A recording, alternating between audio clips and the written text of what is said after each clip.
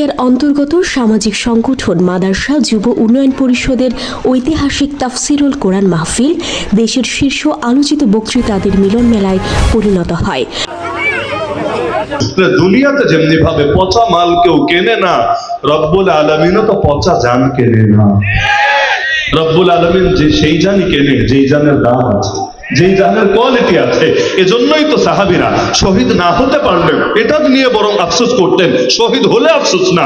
কারণ আপনি বুখারী খুলেন, দেখবেন এক সাহাবী যার নাম আনাস বিন নাজর রাদিয়াল্লাহু আনহু একদিকে শহীদ হচ্ছেন, এক হাত দিয়ে চেহারা থেকে রক্ত মুছছেন আর চিৎকার করে বলছেন, ফুজতু ওয়া রাব্বিল কাবা, কাবার রবের কসম, জীবন আমার কামিয়াব হয়ে গেছে, কাবার রবের কসম আমি সফলতা অর্জন করে ফেলেছি।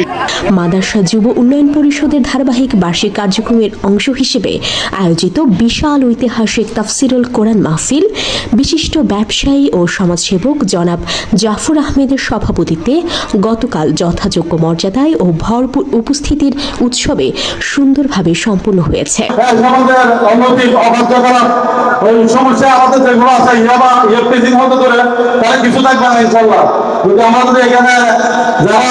আসছি ভালো লোক এখানে তো আমার মতো খারাপ লোক কেউ আছে নাই, এরা যদি এক একজন এক এক সমাজ দিতে পারে তাহলে এই সমাজ অনেক সুন্দর হবে। সাতকানিয়া মাদ্রাসাবাসীর প্রাণের দিনী শিক্ষা প্রতিষ্ঠান হযরত আবু হুরায়রা দাখিল মাদ্রাসা মাঠে অনুষ্ঠিত এই মাহফিলে ধর্মপ্রাণ মুসল্লিদের ঢল নামে। উক্ত তাফসিরুল কোরআন মাহফিলে প্রধান অতিথি হিসেবে উপস্থিত ছিলেন সাবেক ধর্ম উপদেষ্টা ডক্টর আফম খালিদ হোসেন। প্রধান বক্তা হিসেবে উপস্থিত ছিলেন আলহাজ শাহজাহান চৌধুরী, মাননীয় সংসদ সদস্য চট্টগ্রাম 15।